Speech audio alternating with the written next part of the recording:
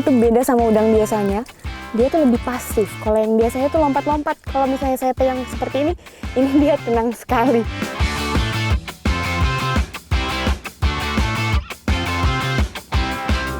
Dari Taman Nasional Kepulauan Togean, sekarang saya dan teman-teman di sini mau transplantasi terumbu karang karena karang ini adalah hewan yang cukup rentan rusak.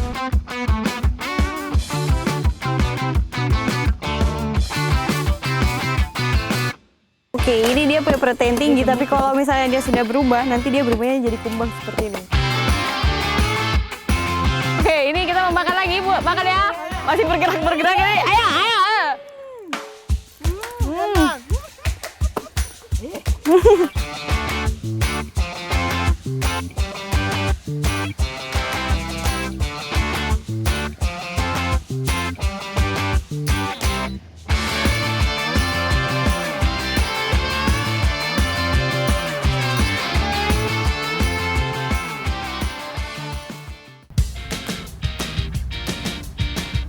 Bukan hanya terkenal dengan keindahan bawah lautnya saja, gugusan Kepulauan Togean juga memiliki potensi alam yang unik.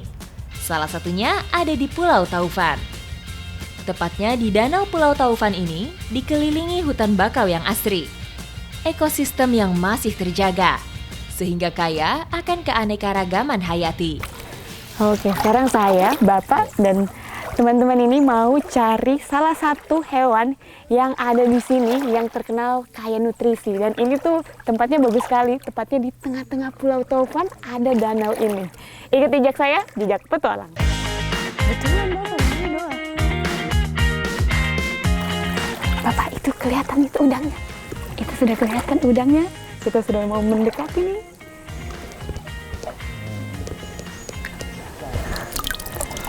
Ini dia, udang atau yang biasa disebut doah oleh masyarakat setempat suku Bajo. Ini dia, kalau dilihat udangnya ini warna merah. Bapak, kita dapat satu. Kita taruh dulu di dalam biar dia masih hidup, Bapak ya. Oke, kita mau lanjut lagi cari karena ini baru dapat satu. Inilah udang merah yang ada di Danau Pulau Taufan. Dinamakan udang merah karena memiliki warna merah menyala. Di daerah Buton, Sulawesi Tenggara, udang ini merupakan udang keramat yang dilindungi adat. Sementara di sini, udang merah dapat diolah ataupun menjadi umpan memancing. Ini dia lagi udangnya. Selain tadi warnanya merah, udang ini tuh beda sama udang biasanya. Dan dia tuh lebih pasif. Kalau yang biasanya tuh lompat-lompat. Kalau misalnya saya pegang seperti ini dia tenang sekali. Kayak sudah tahu mau diambil. Wih, ini dia dapatnya pakai panyao. Ini alatnya panyao, ini dia udangnya. Mantap juga ini ya, langsung dapat. Jadi kalau di sini tuh pakai ini supaya dia tidak langsung kena ke tangan dan cepat, lebih memungkinkan untuk dapatnya lebih banyak. Selain bisa diambil manfaatnya, keberadaan udang merah di danau ini juga semakin memperindah ekosistem di dalamnya. Airnya yang jernih serta habitat yang terjaga membuat udang merah betah hidup di Danau Pulau Taufan ini. Ini dia, tim sampan kita telah kembali. Ini dapat banyak kah? Wih, ternyata di sana lebih banyak. Ini kira-kira ada 10 lebih sudah didapat ini. Kalau begitu, saya mau pindah spot dulu karena di sini tadi sudah dapat beberapa. Saya mau lihat yang di sana. Apakah lebih banyak daripada yang di sini? Kita buktikan langsung. Oke, Bang, saya boleh naik? Ya. Kakak?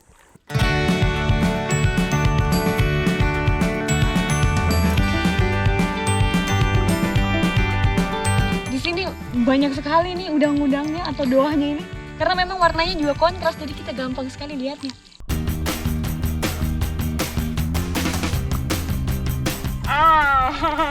Ini dia, satu kali serok kita langsung dapat udang atau doahnya. Dan di sini lebih banyak sih, tampaknya dia punya populasi ketimbang yang di ujung sana. Aduh, yeay, kita dapat. Meski menggunakan alat tangkap tradisional, namun tidaklah susah untuk mendapatkan udang buruan. Ketersediaannya yang masih melimpah menjadi alasannya. Namun kita tetap harus bijak dalam memanfaatkannya. mengambil hanya sesuai kebutuhan saja.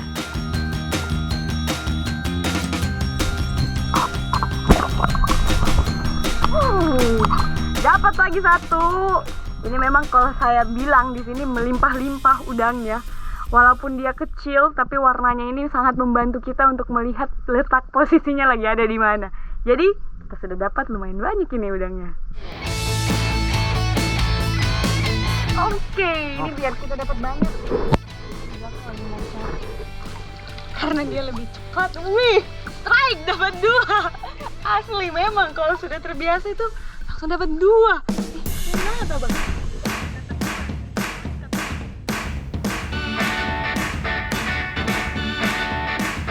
Saya tahu kenapa dia di sini lebih banyak. Sabar, itu satu. Karena kita dapat lagi. Wih, dia mau copot, dia mau lompat. Ini dia. Karena mungkin di sana tuh kalau siang ada kegiatan manusia, tapi kalau di pinggir-pinggir sini tuh lebih sepi. Jadi mereka mau munculnya di pinggir-pinggir seperti ini.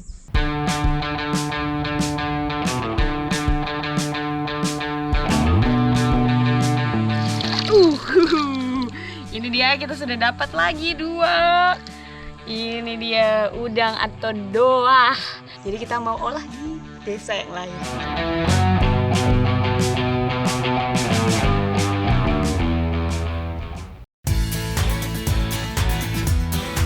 Kali ini, kita memasak udang merah di luar Pulau Taufan, tepatnya di Bukit Desa Siatu.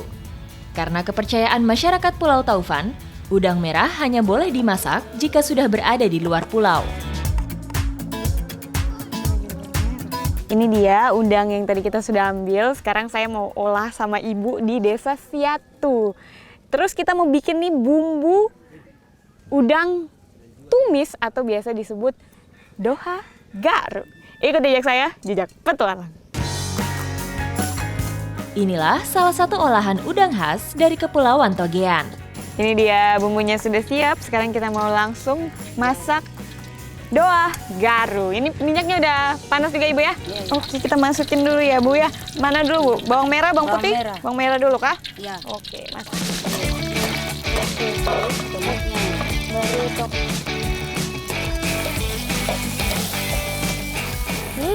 Aromanya sudah mulai keluar. Jadi memang ada pedas-pedasnya juga ini tampaknya sebentar. Biasanya, warna merah menjadi pertanda kalau udang sudah matang. Tapi kali ini cukup susah membedakannya, karena dari awal, udang yang kami olah sudah memiliki kerapas merah. Dia punya ada rasa, ini dari warna dan dari aroma sudah menunjukkan bahwa ini sudah masak, sudah mateng. Sekarang kita angkat supaya bisa langsung dinikmati. Ibu, ini sudah ya. Ini dia yang sudah kita masak tadi, udang tumis atau doah garu. Kita mau langsung makan sekarang. Kalau dicium tuh aromanya ada gurih-gurihnya gitu, ada pedasnya juga. Jadi kita mau langsung saja, ini karena menggugah selera. Oke, kita mau cobain langsung kenikmatan ini. Ibu, saya makan ya. Ya. Oke.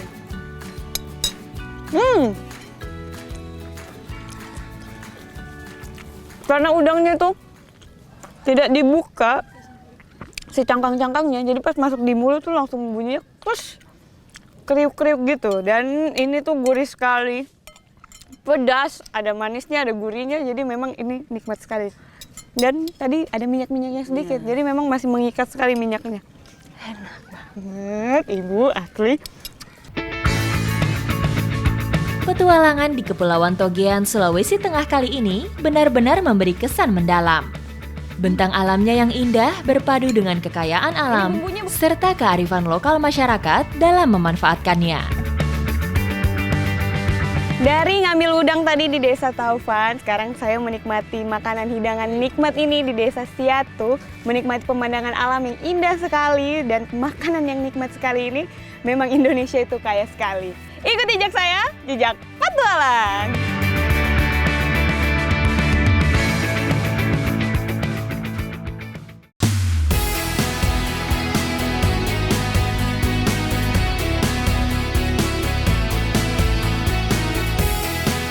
Kepulauan Togean terkenal akan keindahan bawah lautnya.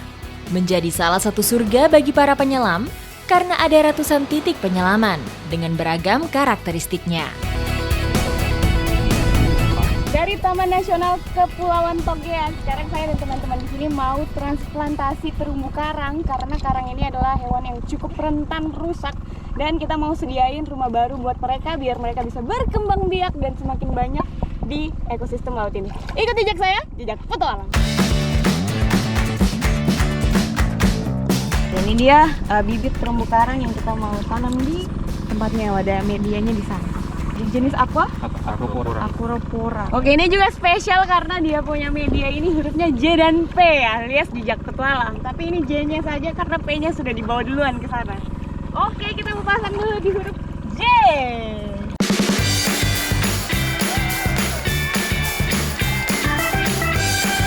Ini dia Acropora, dan sebenarnya kalau tanam bibit ini tidak boleh terlalu jauh dari air karena ini dia bisa mati kalau kekurangan air dan juga kena cahaya terlalu langsung dan terlalu lama. Oke, caranya seperti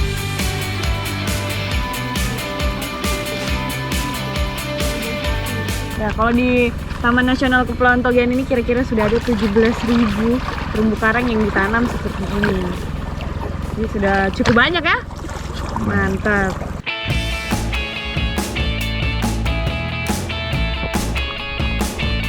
Oke, jadi memang terumbu karang ini sangat rentan sekali terhadap perubahan suhu di bawah air, dan kalau misalnya berubah 1 derajat Celcius saja dia bisa jadi bleaching atau memutih atau tidak dia sampai bisa mati.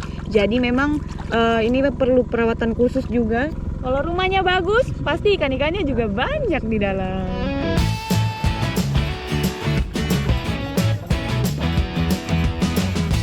Untuk bibitnya terumbu karang ini ukurannya ada standarnya juga 3-7 cm biar dia bisa tumbuh dengan bagus.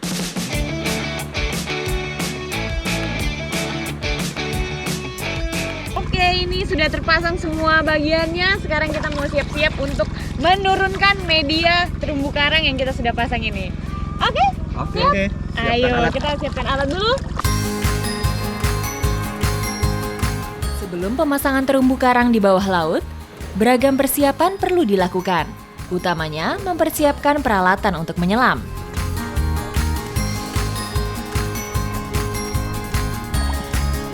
Oke, ini alatnya sudah ready, kita semua sudah ready juga mau memasang transplantasi terumbu karang atau konservasi terumbu karang di sisi sana. Oke, sudah.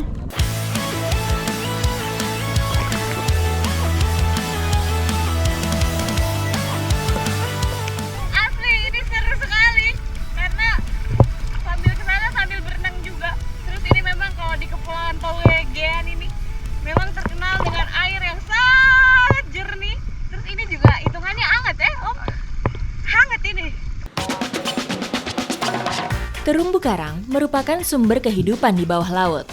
Dari sinilah rantai makanan dari beragam biota air dimulai.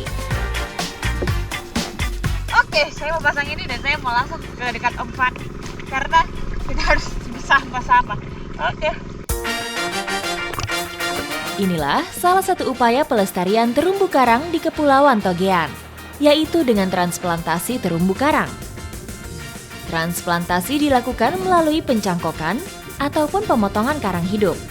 Selanjutnya ditanam di tempat yang mengalami kerusakan atau menciptakan habitat baru. Selain itu, lokasi pemasangan terumbu karang baru juga harus memiliki arus. Tujuannya supaya bisa tumbuh karena adanya sirkulasi udara dan sumber makanan bagi terumbu karang.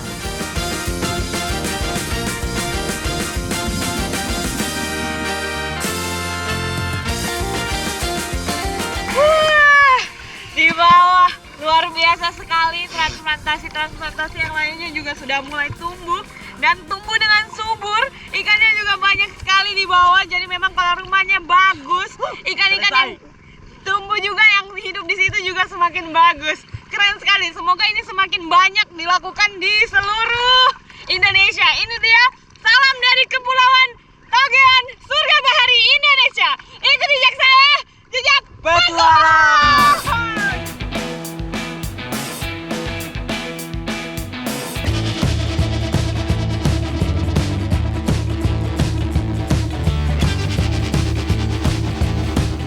sagu merupakan makanan pokok bagi sebagian masyarakat di Indonesia, khususnya wilayah timur negeri. Pemanfaatan sagu sebagai makanan berasal dari pemrosesan teras batang dari pohon sagu. Metroxylum sagu atau pohon sagu ini memang banyak sekali tersebar di seluruh penjuru Indonesia, dan saya dan masyarakat dari desa Patoyan mau mencari sagu yang ada di dalam sana. Ikut jejak saya, jejak petualang. Pak!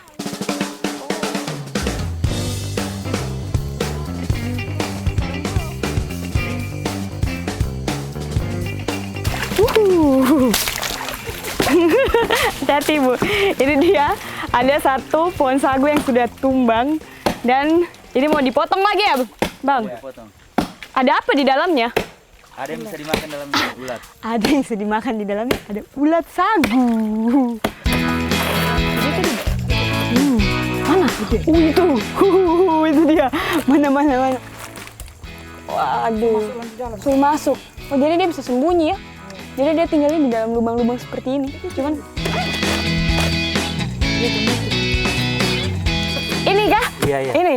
Wih, besar-besar ini. Gendut-gendut tampaknya. Wow! Ini dia ulat sagunya.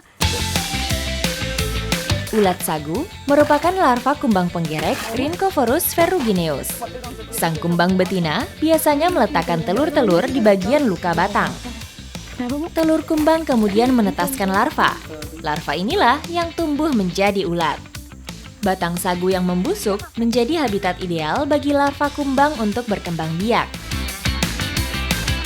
Oke, ini dia punya protein tinggi, tapi kalau misalnya dia sudah berubah, nanti dia berubahnya jadi kumbang seperti ini. Jadi kalau lihat perbandingannya cukup beda, dan ini caranya dia untuk mengambil makanan ada yang ada dalam sini. Terus, kalau ini juga mengandung lemak yang baik. Ibu, Bapak ini bisa dimakan toh? Bisa. Wow. Oke.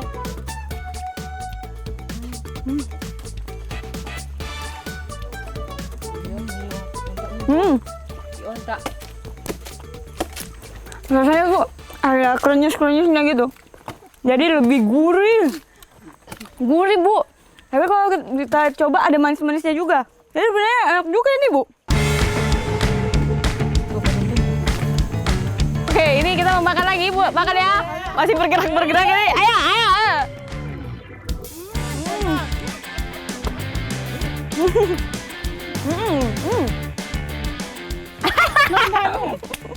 Kalau saya lihat nih, enak. Tapi memang kalau ulat sagu ini mengandung lemak baik juga, jadi memang bisa mencegah berbagai macam penyakit. Jadi kandungannya itu ada omega 3, omega 6, dan omega 9. Jadi bagus, Bu, buat kesehatan. Ini mau dipotong yang ini, Pak? Oke, kita mau potong yang ini sekarang. Iya, betul. Bapak, saya mau bantu dulu. Saya mau coba menebang pohon sagu. Begini kah? Iya. Bapak jangan di situ toh. Takutnya kena. Wow. Pohon sagu yang bisa ditebang umumnya berumur lebih dari 6 tahun atau yang sudah mencapai tinggi 10 meter lebih. Semakin tua batang, maka saripati yang dihasilkan juga akan semakin banyak. Bukan hanya batangnya yang bisa diolah, daun pohon keluarga palem-paleman ini juga memiliki manfaat bagi masyarakat sekitar. Ini dia, daunnya juga kita mau ambil untuk nanti digunakan sebagai atap dari perahu. Oke, jadi semuanya punya fungsi. Oke, Ibu, mari sini saya bantu. Ini sudah kah? Daun pohon sagu atau biasa disebut juga daun rumbia sering dimanfaatkan sebagai atap. Namun tentu saja harus dirangkai terlebih dahulu. Sudah dapat, Bang. Wih, ini dia sagu yang kita sudah dapat. Sekarang kita mau olah dulu jadi makanan yang biasa dikonsumsi oleh masyarakat di sini. Ini dia. Ini sudah juga ya, Ibu ya? Saya bawa ya. Sini, bantu itu. Oke, Bang. Let's go deh, Ibu.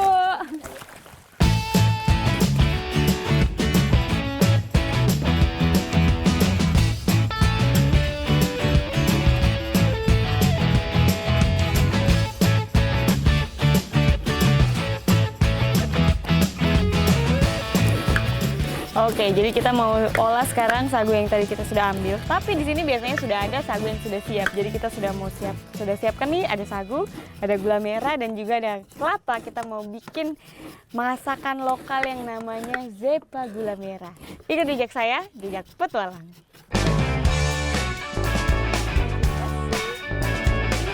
Ibu kelapa datang. Ini dia kelapanya, kita sekarang mau gabungkan ke dalam sagu yang sudah dipanaskan ini. Ini kasih masuk saja, Ibu. Iya. Oke. Dan semua. Separuh. Dikit-dikit aja, separuh. Bagi 2 lah. Oke. Ini. Ini supaya pipih nih, Ibu tindis-tindis pakai batok kelapanya. Biar dia bisa padat gitu teksturnya. Oke, ini sudah bisa dibalik, Ibu. Ini balik dulu. Nah, ini dia. Makanya disebut pizza ala Togean. Karena ini bentukannya seperti pizza. Ini Ya, ini lagi, Ibu. Iya, Oke, tindis dia terus. Biar semakin enak.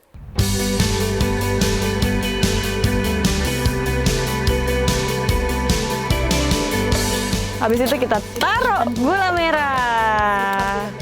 Gula merah, ini dia.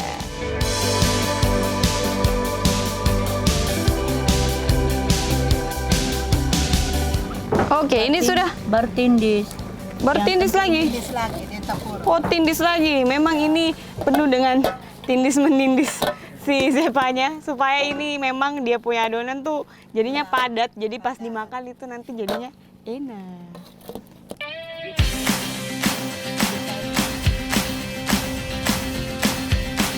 Oke, ini sudah matang zepanya. Nah, ini dia. Harumnya beda, kayak percampuran dari kelapa ditambah gula merah sama sagu, enak.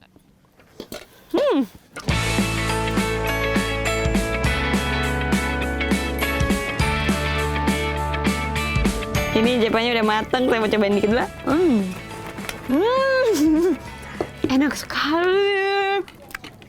Ibu, ini boleh dipotong-potong.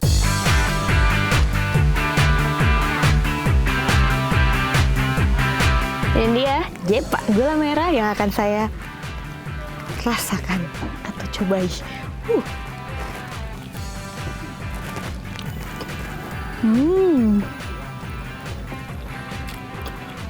Rasanya tuh agak sedikit lengket-lengket, Ibu ya. Karena si sagunya itu memang kalau kena air dia tuh langsung kayak lengket gitu. Tapi di sini tuh ada gula merahnya juga, jadi sama kelapanya juga, jadi pas dimakan tuh ada manisnya juga. Jadi ini tampaknya enak sekali, saya suka ini, Bu. Zepa merupakan kudapan khas suku Bajo. Sudah ada turun-temurun sejak nenek moyang. Kudapan tradisional ini tak hanya dikonsumsi sehari-hari, namun juga hadir di berbagai upacara besar. Nah, ini dia. Memang Indonesia tuh kaya sekali. Makanan pokok di setiap daerah juga berbeda-beda. Salah satunya nih sagu yang ada di Kepulauan Togean. Dan ini dimanfaatkan untuk memenuhi kebutuhan hidup sehari-hari. Ikuti jejak saya, jejak Padang!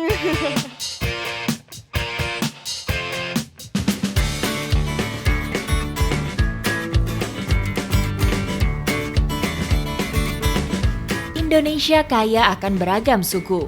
Membuat beragam tradisi pun menghiasi tanah air. Salah satunya yang ada di Kepulauan Togean ini. Saya sedang berada di Desa Siatu dan kali ini saya mau ikutin tradisi yang ada di sini, yaitu Maduai Lepa atau tradisi penurunan perahu.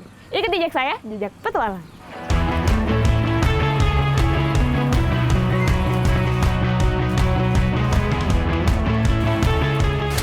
Oke, ini dia sudah mulai persiapan untuk Maduai Lepa. Jadi ini daun sagu yang sudah kita ambil kemarin ya, Bang ya. Ini sekarang dijadikan atap perahu.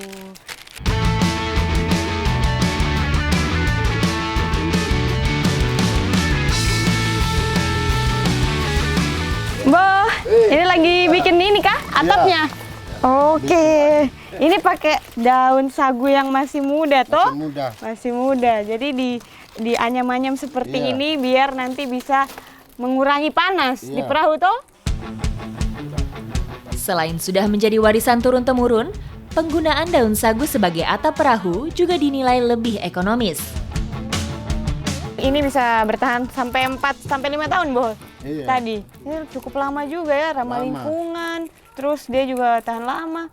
Terus ini Mbok punya tangan memang canggih sekali ini, Mbok. Terakhir. Hehe. Oke, ini sudah selesai, Mbok. Iya. Sudah selesai. Sekarang saya membawa ke sana ya, Mbok. Oke, terima kasih. Ini dia. Ininya, halo, bagaimana kabar keadaan kapal kita, perahu kita ini? Sudah mulai selesai kah? Sudah mulai selesai karena kerjasama. Ini kira-kira mau dipasang di mana ini ya? Supaya bagus.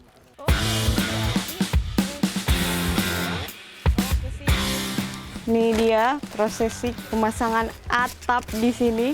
Ini juga berfungsi kalau misalnya cari ikan atau pergi kemana-mana ini biar tidak panas di dalam ini. Pemanfaatan daun sagu sebagai atap perahu biasanya hanya untuk perahu atau sampan tradisional saja. Pemasangan atap dilakukan ketika perahu masih di darat atau sebelum digunakan untuk melaut.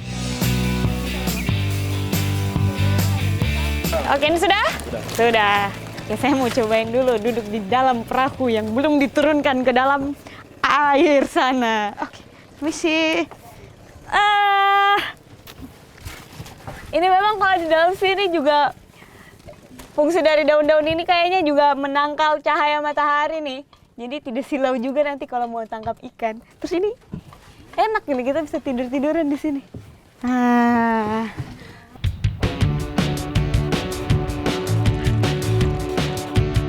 Sekarang kita mau lanjut ke prosesi selanjutnya, yaitu doa yang akan dipimpin oleh Bapak Imam. Oke, silakan Bapak.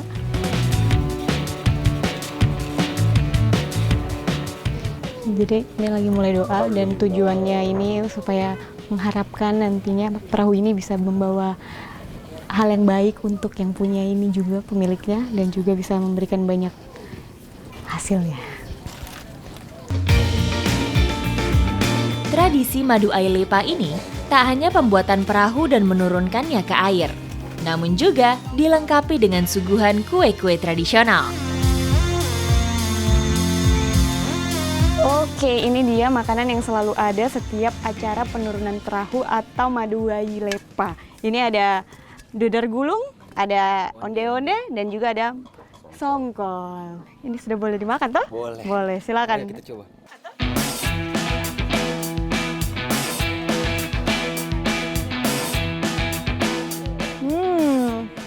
Ini rasanya enak sekali. Kalau saya lihat ini dalamnya tuh ada kelapa sama gula merah juga. Ini sama sekali kayak kemarin yang kita bikin zepa. Tapi bedanya ini dadar gulungnya ini tepung. Tadi yang kemarin itu kita bikin dari sagu. Jadi enak sekali.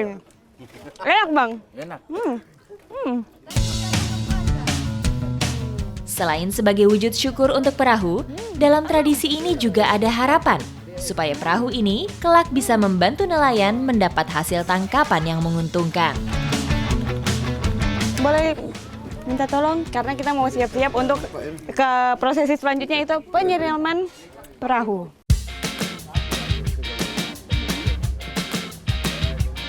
Ini dia, kita mau siram perahunya. Silakan Bapak. Ini tuh dipercaya untuk menangkal hal-hal yang tidak baik yang nanti terjadi di tengah laut sana. Jadi ini kepercayaan yang dipercayai oleh suku Bajo yang mayoritasnya adalah pelaut. Oke, di sana lagi.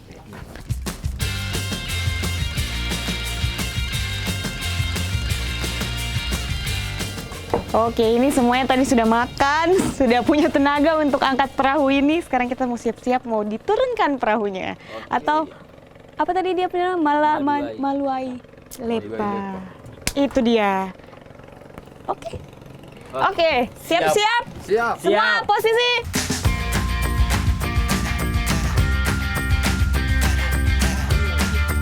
Satu, dua, tiga. Oke, ini sudah. Hati-hati. Oke.